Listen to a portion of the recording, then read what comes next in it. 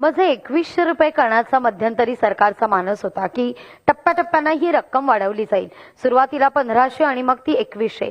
मग 2100चं हे उद्दिष्ट सरकार कधीपर्यंत पूर्ण करेल? उद्यापासून लाडक्या बहिणींना पैसे मिळणार आहेत. महिन्याचा सन्मान निधी वितरित होणार आहे. लाडक्या बहिणींनी 18 नोव्हेंबरच्या आधी ई-केवायसी प्रक्रिया पूर्ण करावी असं आवाहनही यावेळी करण्यात आलेलं आहे.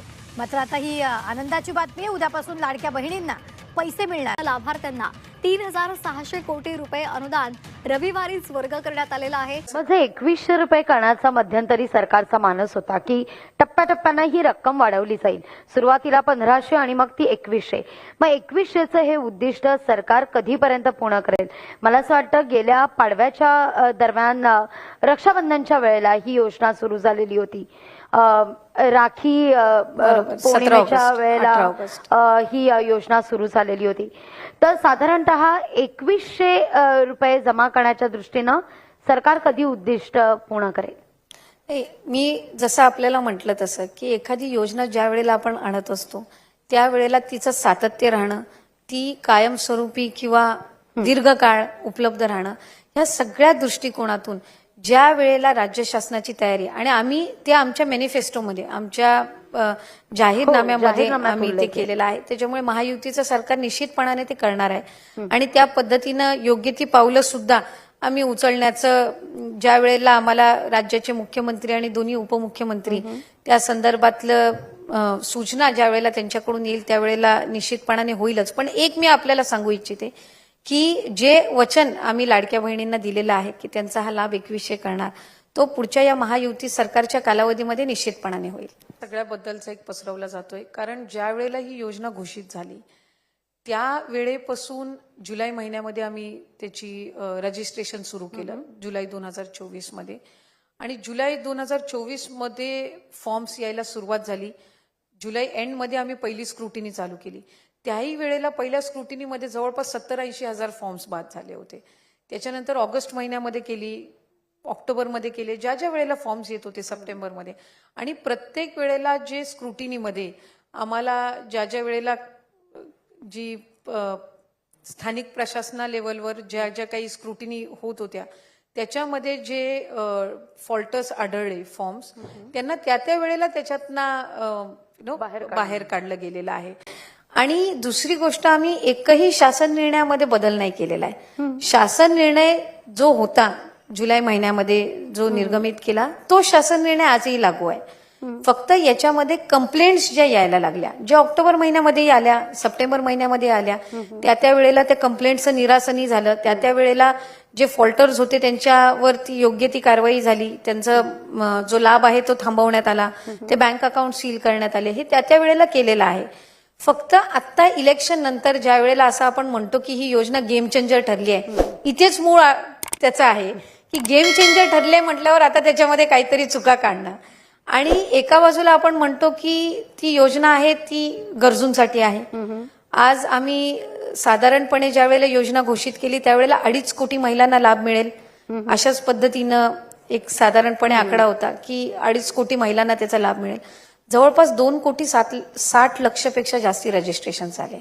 अच्छा, आज लाभार्थ्यांची संख्या 2,40,00,000 किंवा 2,41,00,000 या ह्याच्यानुसार आहे. म्हणजे त्या त्या वेळेला त्याची स्क्रुटिनी होत गेली म्हणून तर हे डिफॉल्टर्स तिथपर्यंत किंवा फॉल्टर्स तिथपर्यंत आले नाही ना. नाहीतर जर 2,60,00,000 जर रजिस्ट्रेशन झालं होतं आणि त्यांना जर निवडणुकीपूर्वी जर लाभ दिला असता तर हे आपण म्हणू शकलो असतो की शासनाने त्यावेळेला ते केलेलं आहे आणि आता ते त्यांच्याच ह्याच्यामध्ये बदल करतायत. पण ज्या ज्या वेळेला आम्हाला चुकीचे फॉर्म्स आढळले किंवा त्याच्यामध्ये काही स्क्रुटिनी करत असताना कमतरता जाणवल्या, त्या त्या वेळेला त्या लाभार्थ्यांना म्हणजे ड्रॉप केलेलं आहे. त्यांना त्या लाभापर्यंत कधी त्या स्टेजला चालू. किती लाभार्थ्यांना आपण लाडकी बहिणी योजनेतून ड्रॉप केलं? नाही, हा जो मी म्हटल्याप्रमाणे रजिस्ट्रेशन जसं जसं होत गेलं आणि याच्यामध्ये एक गोष्ट आपण लक्षात घेणं गरजेचं आहे की रजिस्ट्रेशन ही कंटिन्युअस प्रोसिजर आहे. आता ती बंद आहे. हो, कारण बहुतांशी यांचं 99.9% रजिस्ट्रेशन झालेलं आहे. पण काही अर्ज जुलै महिन्यात आले, त्यांची स्क्रुटिनी ऑगस्ट महिन्यामध्ये झाली. म्हणजे ते ऑगस्टमध्येच तिथे जे काही फॉल्टर्स आढळले असतील ते तिथल्या तिथे ड्रॉप झाले. काही ऑगस्ट महिन्यामध्ये रजिस्ट्रेशन केलेलं आहे, काहींनी सप्टेंबरमध्ये केलेलं आहे. तो every month this scrutiny is going on. It is not as in की आम्ही अचानक काहीतरी वेगळं सुरू केलेलं आहे. पण सप्टेंबर, ऑक्टोबर, नोव्हेंबर महिन्यामध्ये जे काही कंप्लेंट झाल्या, ऑक्टोबर महिन्यामध्ये आचारसंहिता असल्यामुळे ती सगळी प्रोसिजर साधारणपणे थांबलेली होती. ती डिसेंबर पासून परत सुरू केल्यानंतर त्याच्यामधले काही कंप्लेंट बेस जे आले त्यानुसार स्क्रुटिनी केली. त्याच्यात ना काही 3-4 लाख जे लाभार्थी आहेत, जे लाभ घेत होते, आणि काही असे होते ज्यांनी स्वतःहून सुद्धा लाभ परत करण्याची भूमिका घेतली.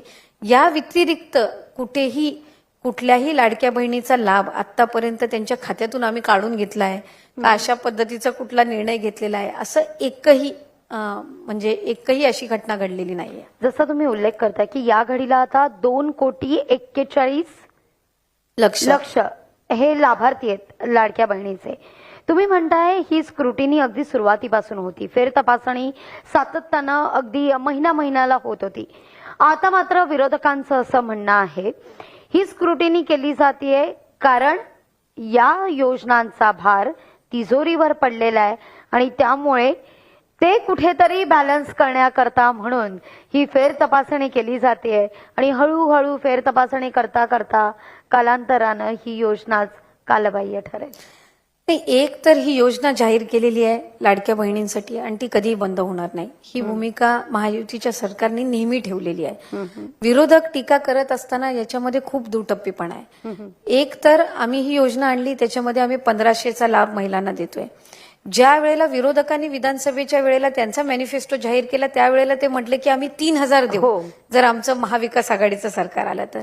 म्हणजे जर 1500नी राज्याच्या तिजोरीवर भार पडत असेल तर मग ते 3000 कुठल्या बेसिसवर म्हणत होते, त्याचा अभ्यास त्यांनी केला नव्हता का, हा तर आम्ही विरोधकांना पहिला प्रश्न विचारतो. कारण 1500 ज्या वेळेला आम्ही ठेवले त्यावेळेला आम्ही 3000 ठेवू शकलो असतो.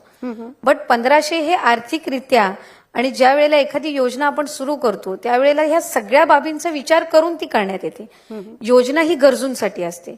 जर कुठेही त्याचा कोण गैरफायदा घेत असेल आणि त्याला जर थांबवण्यात येत असेल किंवा त्याच्यावर जर कारवाई होत असेल तर मला असं वाटतं की ती योग्यच आहे. म्हणजे त्याच्यामध्ये काही दुमत असण्याचं कारण नाही.